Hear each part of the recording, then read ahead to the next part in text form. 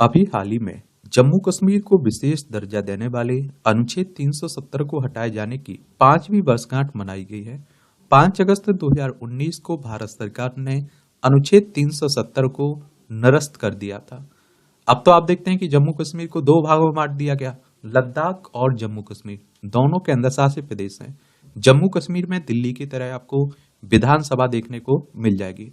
जब एक हुआ करता था लद्दाख और जम्मू कश्मीर, तो यहाँ आप लोग देख सकते हैं जो अक्साई चीन है ये चाइना कब्जा किए हुए है। इस क्षेत्र पर भी आप देखते हैं कि चाइना कब्जा किए हुए है। पीओके वाला जो हिस्सा है ना, इस पर पाकिस्तान कब्जा किए हुए है। और ये आप देखिए LOC है और ये आपको LAC देखने को मिल जाएगा। अब आप लोगों के दिमाग में आ रहा होगा कि आखिर ये अनुच्छेद 370 क्या है, इसका क्या माजरा था। और इस तरह के टॉपिक से आपके एग्जाम में क्वेश्चंस पूछे जाते हैं, चाहे आप लोग सिविल सर्विस एग्जाम की तैयारी कर रहे हो या स्टेट PCS एग्जाम की तैयारी कर रहे हो या फिर आप लोग किसी वनडे एग्जाम की तैयारी कर रहे हो। और अनुच्छेद 370 किस तरह से निरस्त हुआ है, और अनुच्छेद 370 का मामला सुप्रीम कोर्ट में भी गया क्योंकि कुछ लोगों ने इसे चुनौती दी थी सुप्रीम कोर्ट में। तो सर्वोच्च न्यायालय का क्या फैसला आया, जम्मू और कश्मीर पुनर्गठन अधिनियम 2019 क्या है, उस पर भी बात करेंगे। और अनुच्छेद 370 को निरस्त करने की आवश्यकता क्यों थी, उसे भी देखेंगे। अनुच्छेद 370 के निरस्तीकरण का क्या प्रभाव पड़ा है, उसे भी जानेंगे हम लोग। और अनुच्छेद 370 के निरस्त होने के बाद जम्मू कश्मीर और लद्दाख में क्या चुनौतियां उभर कर आई हैं, उन चुनौतियों पर भी बात करेंगे। 370 क्या है, तो भारतीय संविधान के अनुच्छेद 370 के तहत जम्मू और कश्मीर को विशेष दर्जा दिया गया था। और ये अनुच्छेद बड़ा विवादित था क्योंकि कहते थे कि एक देश है तो दो संविधान कैसे लागू हो सकते हैं।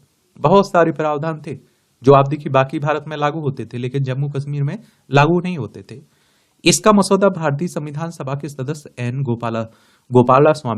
गोपाल स्वामी अयंगर द्वारा तैयार किया गया था। इसे वर्ष 1949 में एक अस्थायी उपबंध के रूप में जोड़ा गया था। अस्थायी, स्थायी नहीं, याद रखिएगा। अनुच्छेद 370 जम्मू कश्मीर को विशेष अधिकार देता था और इसने राज्य को अपना संविधान एवं ध्वज रखने के साथ ही रक्षा, विदेशी मामले, संचार को छोड़कर अधिकांश मामलों में स्वायत्ता रखने की अनुमति दी हुई थी। इसके तहत भारतीय संसद जम्मू कश्मीर के मामले में सिर्फ 3 क्षेत्र, एक आप देखें रक्षा, विदेशी मामले और संचार के लिए कानून बना सकती थी। यह प्रावधान विलय पत्र की शर्तों पर आधारित था और जिस पर पाकिस्तान के आक्रमण के बाद 1947 में जम्मू और कश्मीर के शासक हरि सिंह ने हस्ताक्षर किए थे। अनुच्छेद 370 का निरसन, राष्ट्रपति का आदेश। वर्ष 2019 के राष्ट्रपति के आदेश में संसद ने एक प्राविधान पेश करते हुए जम्मू और कश्मीर की संविधान सभा को जम्मू और कश्मीर की विधानसभा के रूप में नया अर्थ प्रदान किया। अनुच्छेद 370 को रद्द करने के लिए राष्ट्रपति शासन के माध्यम से विधानसभा की शक्तियों को ग्रहण कर लिया और संसद में संसद के दोनों सदनों, लोकसभा और राज्यसभा द्वारा क्रमशः 5 और 6 अगस्त 2019 को संवर्ती संकल्प पारित किया गया और इन संकल्पों ने अनुच्छेद 370 के शेष प्रावधानों को भी रद्द कर दिया और उन्हें नए प्रावधानों से प्रतिस्थापित कर दिया। जम्मू और कश्मीर पुनर्गठन अधिनियम, जम्मू और कश्मीर पुनर्गठन अधिनियम 2019 को संसद द्वारा 5 अगस्त 2019 को पारित किया गया। इस अधिनियम ने जम्मू और कश्मीर राज्य को 2 केंद्र शासित प्रदेश जम्मू और कश्मीर तथा लद्दाख में विभाजित कर दिया।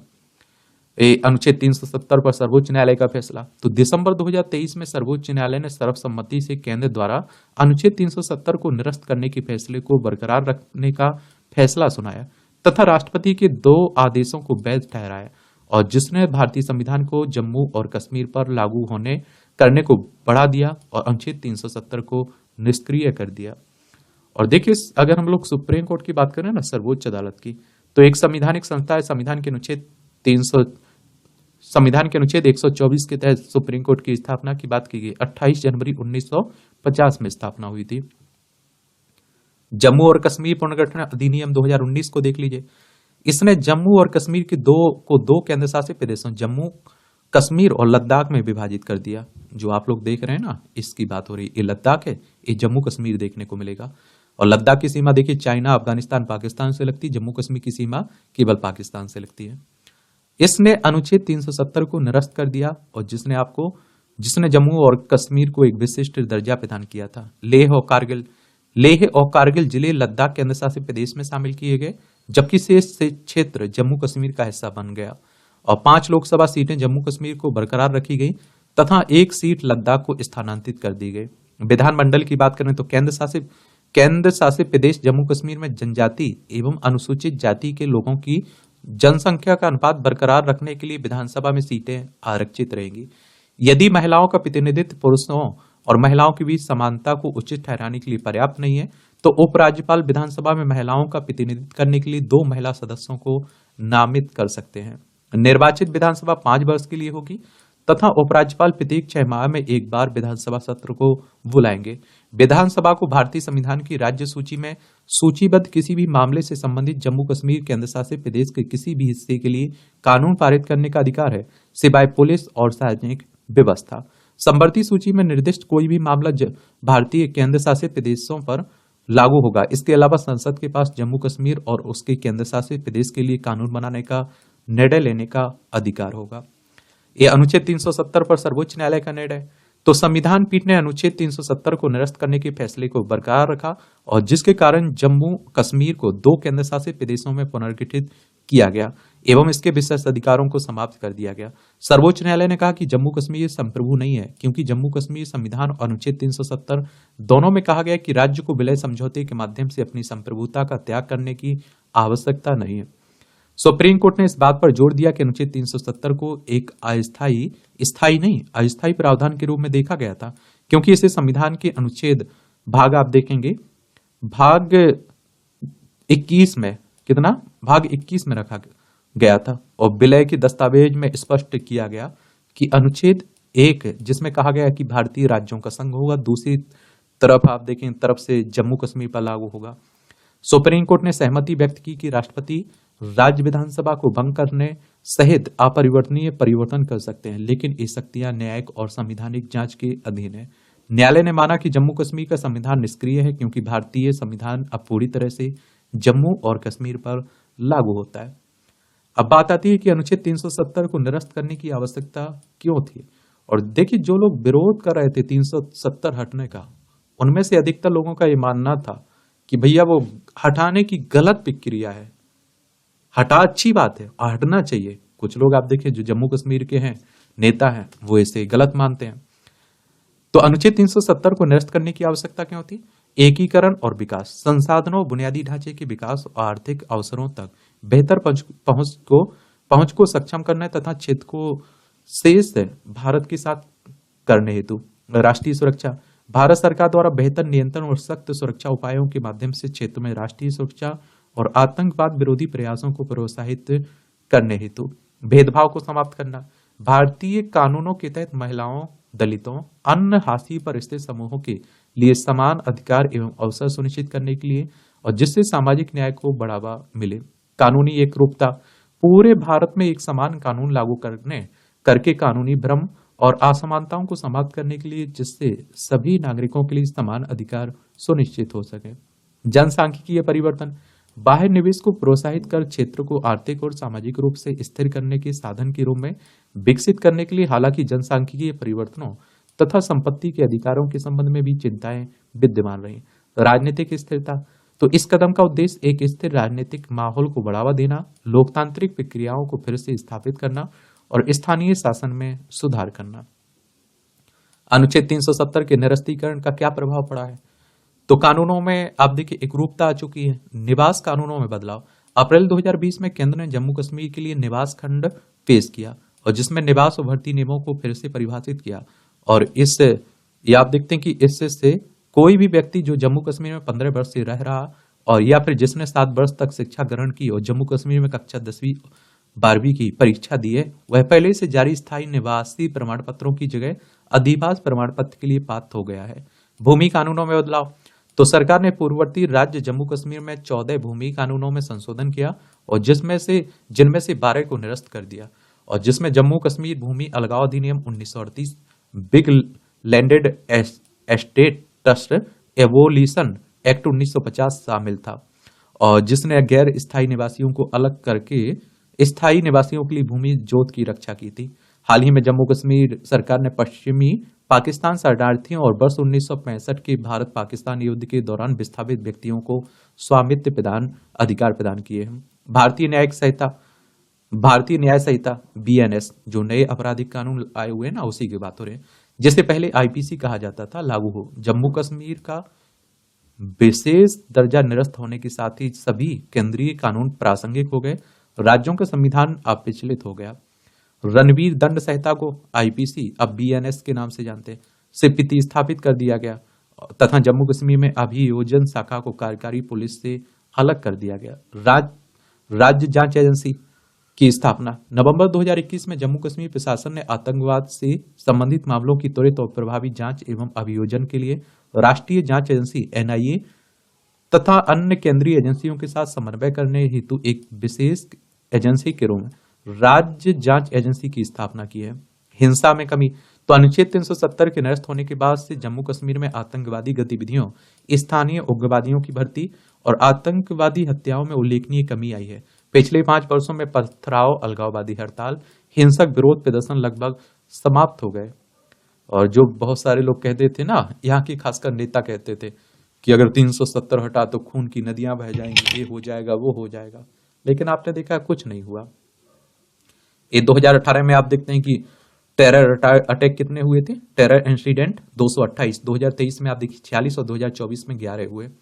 इनकाउंटर ऑपरेशंस 2018 में आप देखते हैं कि 189 हुए थे और 2023 में 48 और 2024 में अभी 24। सिक्योरिटी फोर्सेस किल्ड तो 91 हुए थे, अब 2023 में 30 हुए, 2024 में भी 14। सिविलियन किल्ड तो 55 हुए थे 2018 में और 2023 में 14, 2024 में अभी तक। स्टोन फ्लैटिंग की बात हो रही है 1300, आप देखिए 28 थे, अब 0 हैं। हार्टल की बात हो रही, पहले 52 थे, अब 0 हैं। नवीन भागीदारी। तो जम्मू कश्मीर ने वर्ष 2024 के लोकसभा चुनाव में 35 वर्षों में अपना सबसे अधिक मतदान दर्ज किया है, और जिसमें कश्मीर घाटी में वर्ष 2019 की तुलना में 30 अंकों की वृद्धि दर्ज की गई है। वर्ष 2024 के संसदीय चुनाव में अनुच्छेद 370 के निरस्त होने के बाद केंद्र शासित प्रदेश में पहला चुनाव था।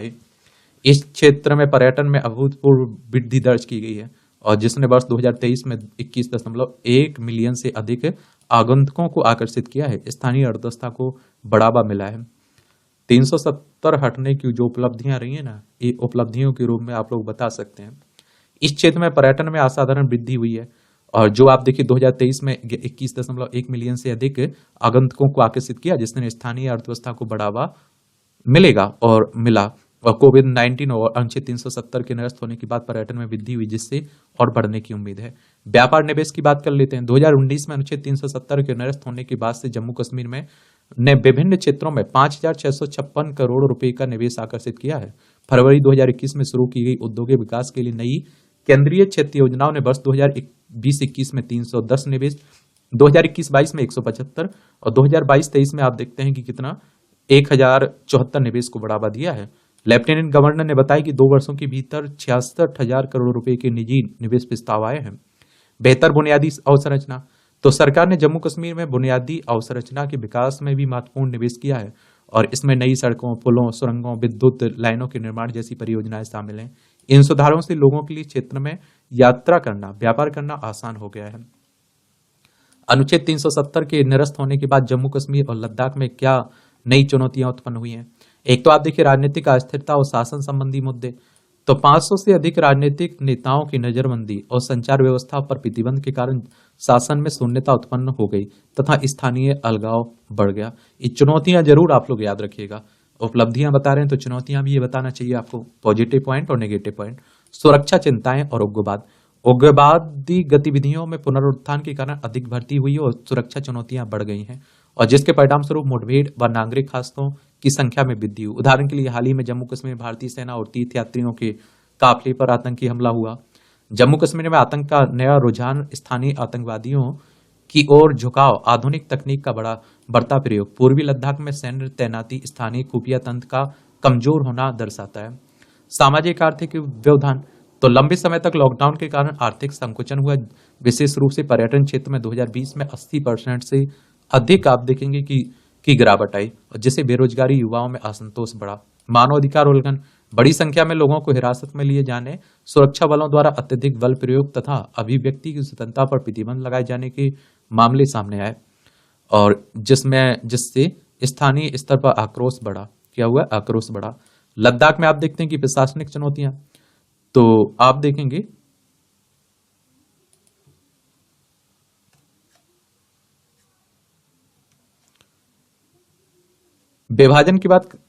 विभाजन के कारण लद्दाख में प्रशासनिक समस्याएं उत्पन्न हुई हैं, जिसमें अपर्याप्त अवसंरचना, शासन व्यवस्था शामिल है।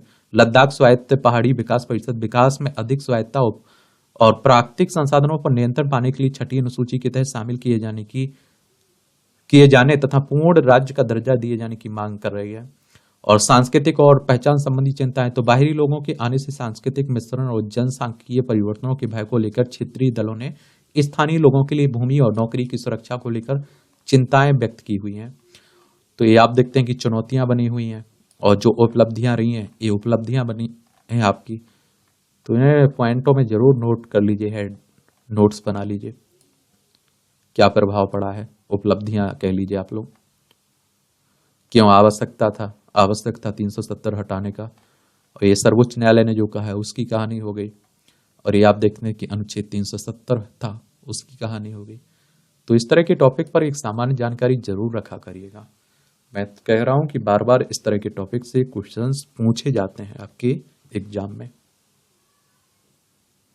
कि नहीं पूछे जाते हैं? बिल्कुल पूछे जाते हैं।